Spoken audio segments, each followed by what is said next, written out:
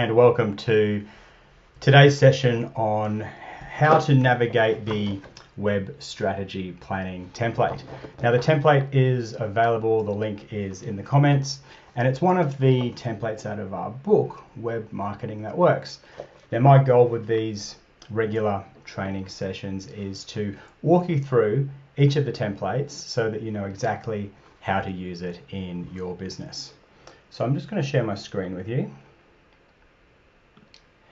Now that is what the template looks like.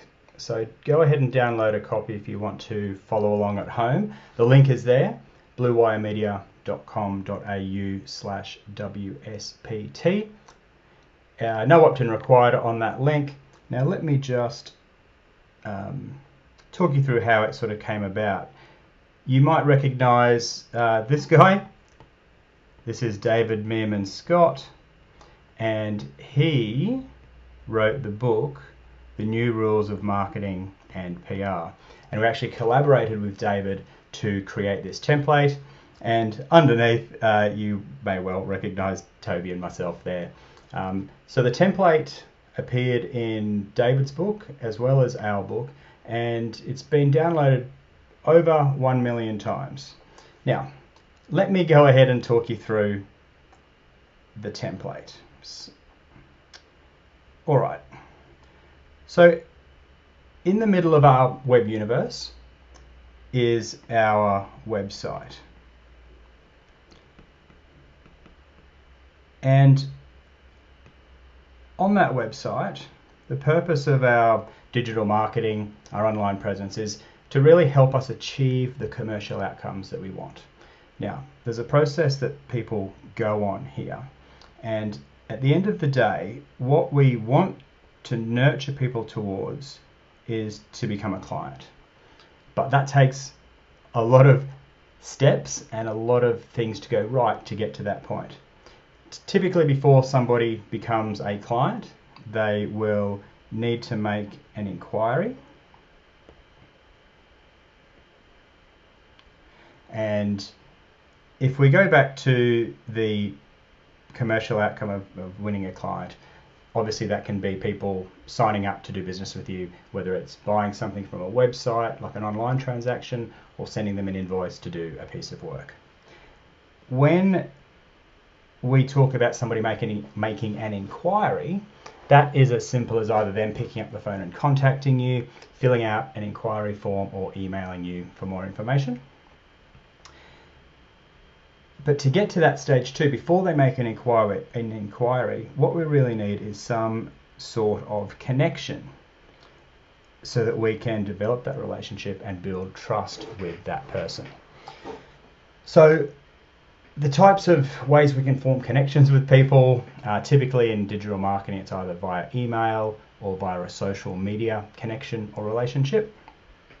And in order to win that opportunity to have that relationship, we really need to come from a place of generosity and have downloads or gifts, or in our book, Tobes and I refer to it as having flagship content that people want to download. Stuff that's so valuable, people would pay you for it if you ask them, but it's your gift to the marketplace. And this is an example of flagship content. So when we first created it, or co-created it with David back in 2010, we made it available on our website and included it in the book, and it was free, but it's also what we use with our clients. It's also what we talked about and shared at conferences and everything else. So what it does is it serves as a magnet for people, to help people, but secondly, so that they enter into your marketing ecosystem. All right, so basically the process is people would download something, they would then join your email list or connect with you on, say, a Facebook group or maybe LinkedIn. And then over the course of that relationship, they get to know, like, and trust you. And then when the time's right or your offer's right, then they make an inquiry, and that can lead to the commercial outcome of working with that particular client. Now, one thing that we're aiming to do as we allow people to ascend through this process is we are looking to increase trust at every step of the way. Okay, so we increase trust through this process. And that's basically coming from what happens on our website. People find our website, they find our content, and then they enter into this nurturing process here. Okay, so that's the nurturing part. But the next question is, how do people actually find our website in the first place? Because there's millions and millions of websites, how are people actually going to find yours? Okay, so there's three main ways that people can find your website. The first is by typing something into the ubiquitous Google search engine. So when people type in a search query, there's two types of results. The first is SEO, search engine optimization, so the organic rankings, the free rankings, and there's also search engine marketing, which is Google Ads. So they're the two types of traffic, organic and paid, if you like, that come through people searching for you. So that is one way that people can find you, through SEO and SEM. If you're ranking on search engines, people are going to find your website, and that's their opportunity to go into this nurturing process that we've spoken about on the right hand side here. Alright, so that's one way. The second way people can find you on the internet is through backlinks. So think of all the other websites out there on the internet. They can link to you, and that directs traffic to your site. So we're looking at backlinks, and people might hear about you through online PR. So backlinks and PR is people on any other website other than your own talking about you or linking back to your website. And that's the second way people can find you. And this can include things like links to a blog article you've written. It might be a news article that features you. It could be infographics or articles you've done on Medium or Quora or whatever else, an influencer mentioning you. They're all different types of backlinks that can send people to your website. Now, that the secret hidden benefit of these backlinks and PR is that every backlink and every mention on somebody else's site is actually a vote of confidence and a signal to Google that you're a trustworthy, authoritative site. So the more backlinks you get, the first benefit is you get the traffic directly from that, but the secondary benefit is that it increases your search rankings as well. It increases your authority on Google. So that's the second way. Number one is search. Number two is backlinks. And the third way people can find you on the internet is through the circus that we call social media and content marketing.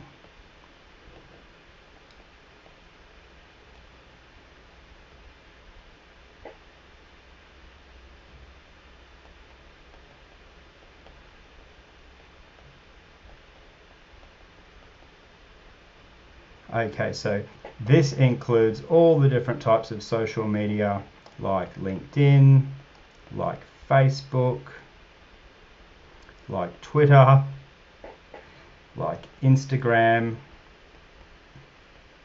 It could be podcasts,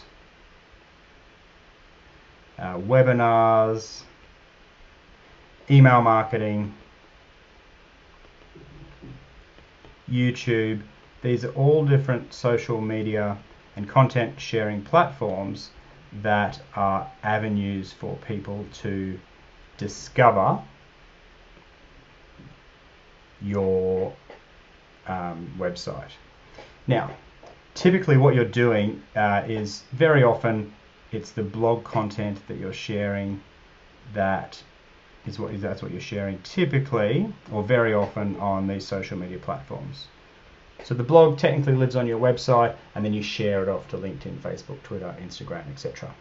So that is how people, the third way how people can find your website on the internet. Through search, through backlinks and PR, and through social media and content marketing. Now, there's a few little technical things like you would have a landing page attached to your website as a mechanism for people to download your gift. But at a high level view, they are all the ingredients of what you need in terms of your sort of 20,000 foot helicopter view of the internet. Now that's my scribbled version of it. So let's take a look at the pretty version, which is the template which you can download. You will see there all the different examples of a download to connecting, to inquiring, to making a purchase. You'll see here the two different types of search, traffic that you can get, backlinks and PR, and of course all the different examples down the left there. So if you're filling it out for yourself, you might say, okay, well there's an authority blog that links to me, there's testimonials I've written for people, I've done some stuff on Quora, and I've done a guest blog post. So they're the ones that you would tick off. You might go, okay, so I've got my landing page, I've got the ability for people to buy, inquire, connect, and download. I'm on Instagram, I've got a podcast, and I do email marketing. And my website is mobile and tablet friendly. So you can go ahead and actually tick off and see how many of these building blocks you've got in place. Now, you don't need all of them. It just shows you how all these pieces fit together. In fact, if you go on all of them, like especially the social media platforms, you can often dilute your efforts. You're better off probably focusing on a couple, but they're the different types of platforms that you can choose from in order to get your digital marketing cranking. So that's the front side of the template, and again you can just download this for free. You're welcome to edit it, build upon it, and make it your own. David and I have released it under Creative Commons, which is down here in the footer, which means we've said please feel free to make this template your own. You can co-brand, rebrand, edit, build upon it, and even use it commercially. So take it, use it, make it your own. And that's the front side of the document. On the flip side is the template side, where we actually fill out information on your strategic part. So what we want to do is, we'll fill it out. So you fill out your company name, and then your product name if that's appropriate. And what we're looking to do here is go through who you're trying to reach, what you want them to do, why they should choose you, whereabouts on the web or in the world are these people, how are you going to communicate with them, when are you going to do it, and then finally there's a scorecard to see if it's working for you. So let's go through this. Firstly, we want to identify your buyer persona. So typically this is your ideal future client. I like to give them a name. So one of our buyer personas is Nicola, and the description, and we've only got a short amount of space, so if you do buyer persona activities, distill it down so this is just a one-page strategic document for you. But she is a consultant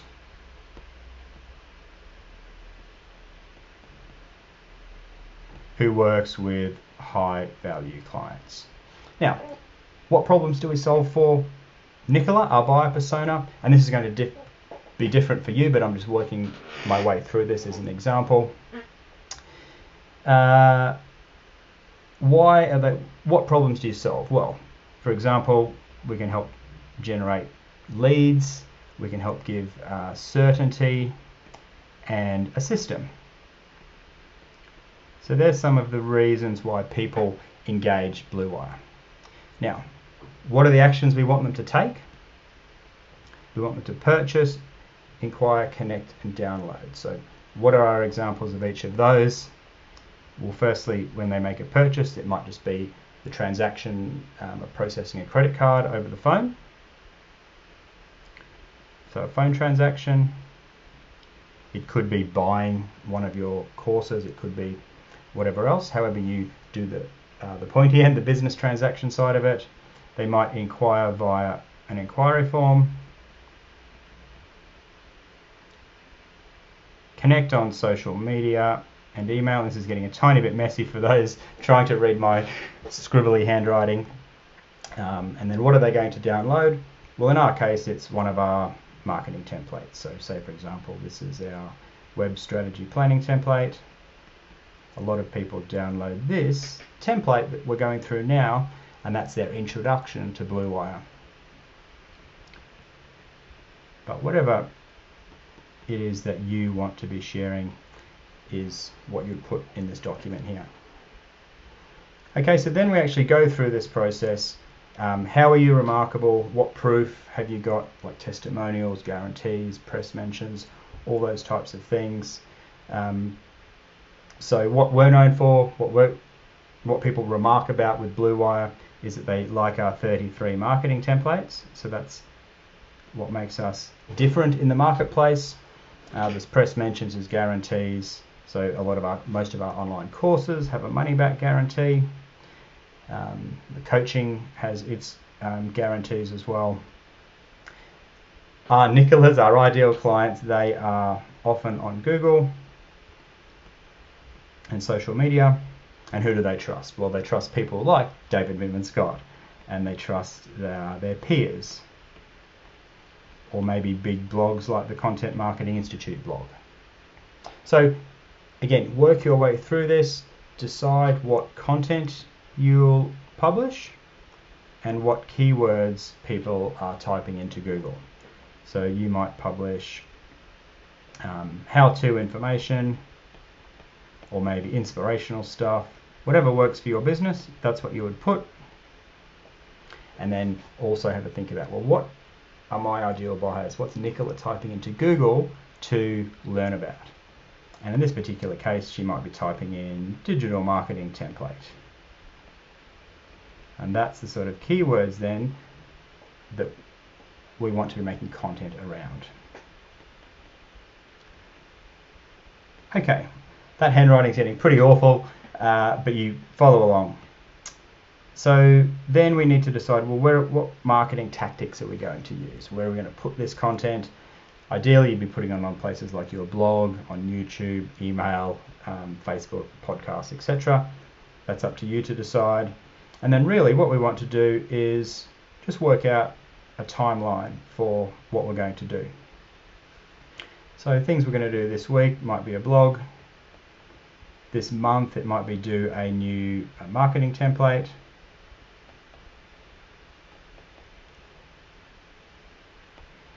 This quarter maybe a podcast, and later this year, fill that in yourself. Finally, we want to tie this activity all back to commercial outcomes. So down in the bottom corner, if we want to say make 20 purchases, we want we want to win 20 clients, 20 people buying from us. That might mean we need 80 inquiries, which means we need to grow our audience by 200, which might mean that we need maybe 500 people, say, or 1,000 people. You work out these numbers for your own business, number of people to actually find our content and access it and download it.